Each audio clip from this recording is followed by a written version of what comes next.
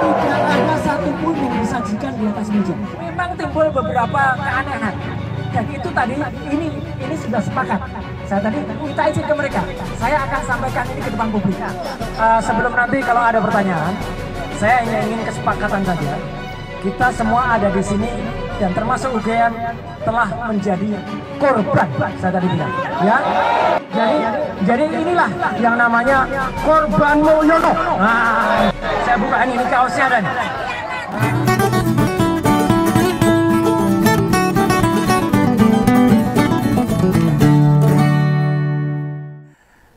Ketemu lagi dengan Om Begawan.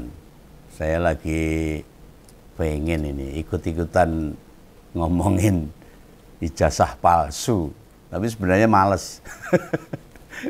Loh, hari ini tadi ada berbagai rombongan yang datang ke Universitas Gadjah Mada di Yogyakarta. Mereka yang menuju ke sana itu buat membuktikan untuk bertanya perkara keaslian ijazah mantan Presiden Jokowi. Apakah benar lulus dari Fakultas Kehutanan di UGM? Beneran apa enggak? Dan sebelumnya Om Begawan diserang tuh habis-habisan tentang hal ini. Dituduh masuk angin lah, disebut takut PDIP kena imbas lah. Dikira sudah menerima sesuatu. Terus komplit. Nggak apa-apa. Karena pendapat itu boleh-boleh saja. Monggo silahkan, ngompolos mau bersikap gimana bebas. Nyat komentar itu mudah. Langsung gaspol. Sedangkan yang bikin konten gini ini sangat mempertimbangkan banyak hal. Nyari data, memvalidasi informasi, dan sebagainya. Nggak masalah, aku ndak akan sambat. Justru ingin menunjukkan proses kita menerima informasi mesti dengan selengkap-lengkapnya. Kita kadang menyikapi sesuatu itu bisa dengan rasa atau dengan pikiran dan otak. Neng ora babagan kuwi sing pengen tak kupas. Ya ndak apa-apa, Anda komentar positif, negatif, menyerang, mendukung itu sesuatu yang dibebaskan. Karena itu pendapat. Soal standing point Om Begawan, perkara dugaan ijazah palsu. Ya seperti di episode yang lalu. Kita akan bicara perkara upaya sebagian orang yang ke Jogja buat menginformasi. Lah rumor-rumor yang berkembang, tidak hanya itu. Kemarin di Solo juga ada yang melaporkan juga dugaan ijazah palsu SMA Jokowi. Sekelompok orang mendaftarkan gugatan ijazah di sekolah menengah atas ini. Ini saya Om Begawan malah jadi curiga ini. Dan kita sekarang jadi tersedot perhatiannya ke perkara itu. Jujur saja loh, di berbagai pemberitaan media mainstream, perkara ijazah Jokowi nggak dapat porsi besar sebenarnya. Tapi mau bagaimanapun, saat banyak pihak ngungkit perkara beginian, mestinya pihak-pihak terkait yang memang punya kewenangan atau yang tahu, Mbok, ya bicara. Kalau institusi atau para pihak yang memahami hal ini diem saja, ya akan terus berlarut-larut. Termasuk itu para pengacara. Katanya sudah melihat ijazah aslinya tapi nggak akan dipublikasikan. Ini kan perkara yang lucu tuh. Loh, para pihak ini mestinya yang netral, bukan dari keluarga Jokowi. Soalnya informasi yang disampaikan sama keluarga pasti akan dibantah semuanya. Oh ya, kalau nggak salah tuh di UGM tadi pagi tampak beberapa aktivis yang memang getol mengkritik Jokowi. Termasuk Om Begawan juga mengkritik Jokowi. Sama, perkara ijazah palsu. Salah duanya adalah Egy Sujana dan Bahamin Rais. Bagi Om Begawan melihat Bahamin tuh ya tutak cacungi jempol. Hebat itu. Salut lah, di usia ke-80 tahun, kurang 11 hari lagi. Semangatnya, suara tak pernah sedikit pun surut. Dan ini semangatnya kita contoh, semangatnya. Ini pembelajaran buat kita semua, untuk selalu konsisten, istiqomah, memperjuangkan apa yang diyakininya. Nah, nak, balik ke yang tak singgung tadi. Keriuh-riuhan perkara dugaan ijazah bodong bakalan menggerus kepercayaan rakyat. Makanya Om Begawan minta, tolong dong yang pada punya kaitan, bicara apa adanya. Memang jujur itu susah, jujur itu berat. Yang beginian jangan dibiarkan saja. Justru diamnya pihak-pihak yang berwenang makin memperlebar, memperpanjang, nambah kerutan-kerutan baru. Dan akhirnya masalah-masalah besar di Indonesia tertutup rapat. Iya toh, ada pagar laut, korupsi, ugal-ugalan, oplosan BBM, CPO dan sebagainya akan tertutup. Padahal ini yang harus dibongkar. Rusaknya demokrasi, hancurnya konstitusi akan tertutup dengan masalah yang kayak ginian. Ijazah palsu Jokowi memang harus diusut, harus dibongkar. Tetapi kalau masalah-masalah yang besar semakin hilang, maka yang rugi adalah rakyat. Nah contoh nih ya, kampus UGM memang 2 tahun lalu, Rektor UGM Profesor Ova Emilia pernah memberi keterangan pers. Beliau bilang loh, klarifikasi itu bentuk tanggung jawab institusi. Ya harus. Nah jika sekarang atau tadi pagi ada lagi kelompok orang yang mau meminta klarifikasi. Lah ya mbak ditemuin sama rektor. Sampai Bengawan konten, jadinya gimana? Belum tahu tuh perkembangannya kayak apa. Pihak rektorat juga belum ada yang turun. Terbaru mereka masuk ke Fakultas Kehutanan. Nggak ada yang bertanggung jawab tuh pihak-pihak UGM. Nek misalnya rektor UGM lagi dinas luar, ada kegiatan, kan bisa diwakilkan sama wakilnya. Atau humasnya. Atau dekannya. Ingat loh, sebagai institusi publik, kampus mesti melayani sebaik-baiknya. UGM itu kampus yang terbaik. Termasuk salah satu kampus lama di Indonesia. Nah justru sekarang ini, momentum yang pas, waktu yang ideal buat menjelaskan semua. Gandeng saya itu bukan lulusan UGM. Terus juga bukan ahli forensik digital, gak punya keahlian editing buat menilai soal keaslian ijazah Jokowi.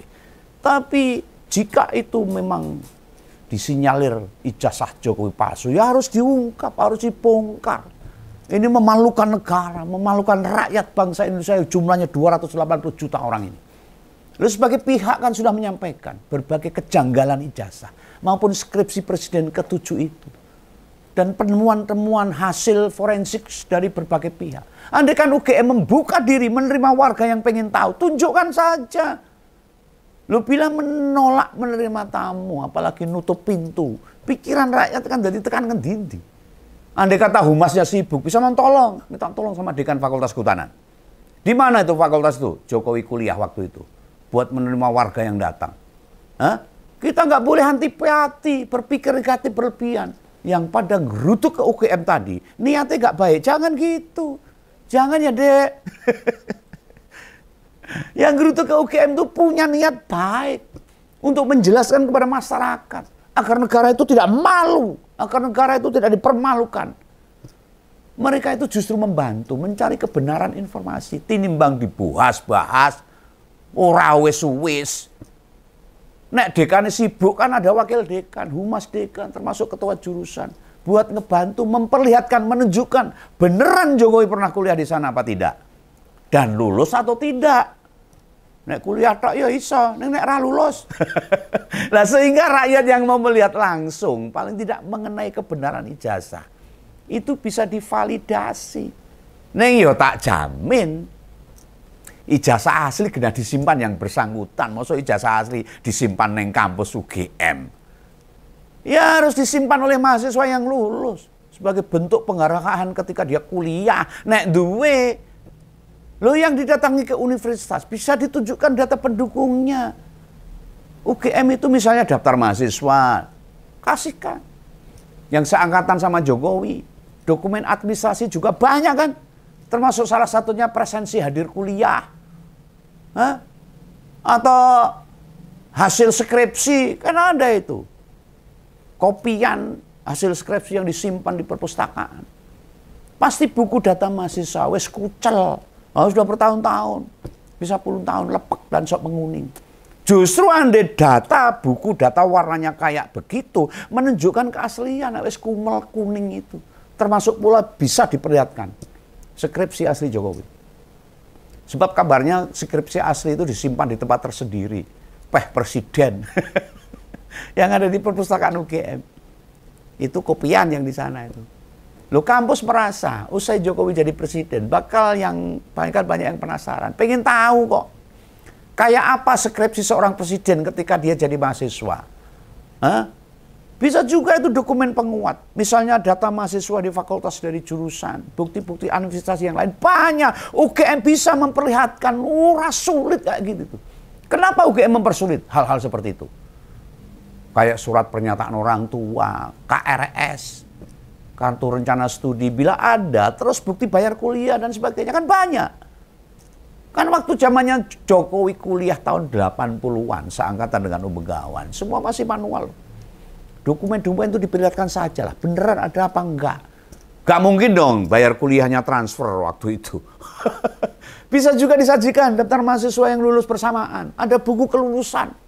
Siapa saja pasti ada daftarnya. Itu dokumen yang bisa jadi penguat untuk membuktikan. Supaya orang rame geger kayak gini. Apa yang membuat rakyat jadi pada ngurangi negatif thinking? Supaya rakyat tidak, pikirannya tidak kemana-mana. Misalnya nih, nama-nama yang seangkatan kelulusan Jokowi, siapa saja. Nah barangkali dari daftar nama teman Jokowi bisa ditemui juga. Diwawancarai lah. Lu gak mungkin seangkatan dia sudah gak ada semuanya. Masa seangkatan Jokowi di Fakultas Kehutanan harus mati semua kan? Belum, gak mungkin tuh. Masih ada. Masih banyak kok yang bisa ditemui dan ditanya. Buktinya masih banyak. Ratusan bahkan ribuan alumni UGM Fakultas Kehutanan yang masih hidup. Dan mereka banyak reuni, melakukan reuni di mana-mana. Atau gini ada saran Begawan. Buat teman-teman seangkatan Jokowi itu di Fakultas Kehutanan. Apalagi yang satu kelas katanya. Ayo dong bicara. Jangan justru Anda menambah kerutan. Sehingga marwah UGM bisa hancur lebur. Datangi tuh channel-channel politik, bicara. Atau mau wawancara sama Om Begawan sini. Panggil. Atau datang ke sini atau yang saya datang ke sana. Untuk podcast. Ya. Kalau nggak bisa ketemu, ya interview. Lewat video call. Bisa lewat Google Map. Kok Google Map? Google Meet. Ya bebas lah, termasuk nunjukkan ijazah kalian. Buat membandingkan ijazahnya sama enggak dengan yang dipunyai Jokowi yang sudah muncul di media sosial dan mainstream. Ini kawan-kawan sekelas Jokowi pada kemana ini? Jangan diem aja. Mesti ada yang ngomong biar kita gak gaduh perkara beginian. Negara ini sedang kacau ini, ekonomi sedang kacau ini. Hah? Konstitusi demokrasi sedang dihancur-hancurin, korupsi di mana-mana. Anda ini harus bertanggung jawab sebagai lulusan alumni UGM untuk tidak menambah keruwetan. Lah apa teman-teman dia pada kecewa? Di akhir masa jabatan Jokowi sebagai presiden malah bikin negara ini tambah hancur-hancuran dan membiarkan saja. Sehingga kemudian mereka diam. Ya Om Begawan nggak tahu kok nanya saya. Ayolah, jangan diam aja. Jangan membuat perkara ini terus menjalar kemana-mana. Biar isu ini gak endang rampung.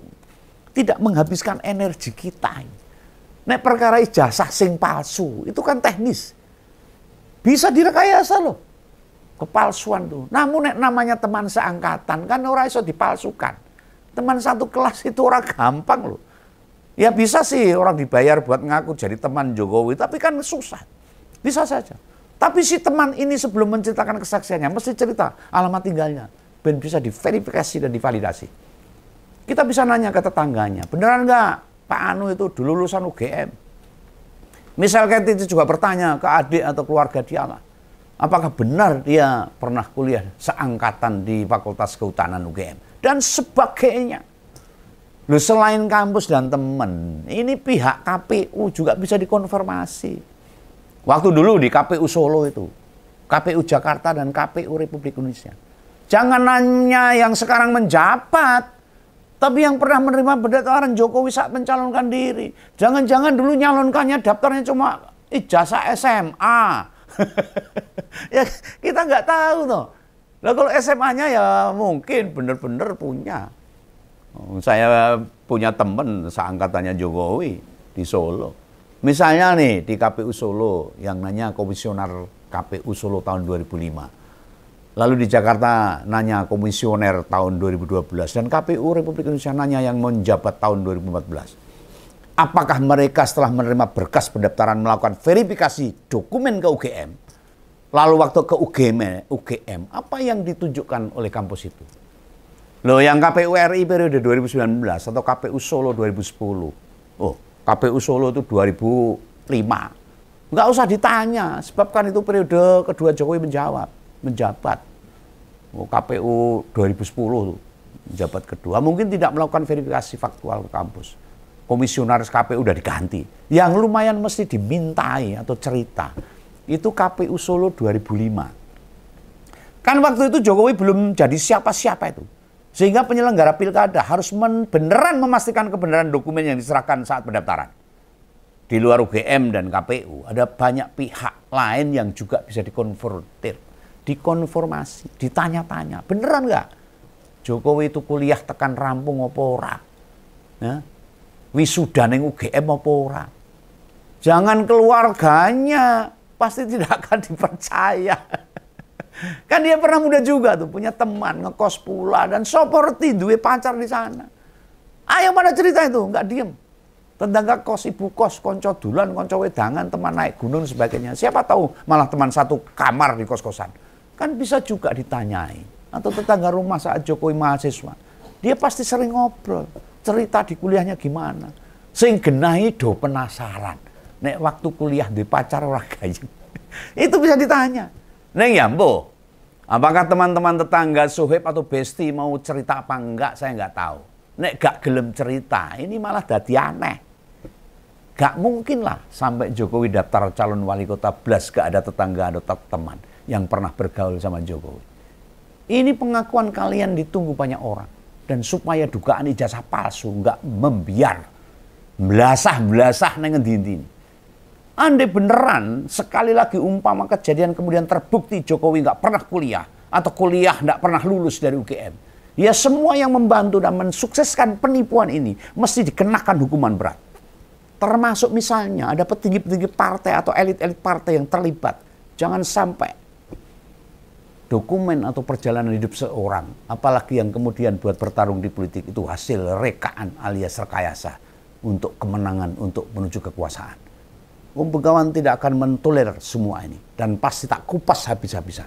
Kalau benar-benar ijazah palsu Jokowi ini terbukti dan ada pihak-pihak yang membantu, ada pihak-pihak yang memberikan dukungan, pasti Begawan kupas.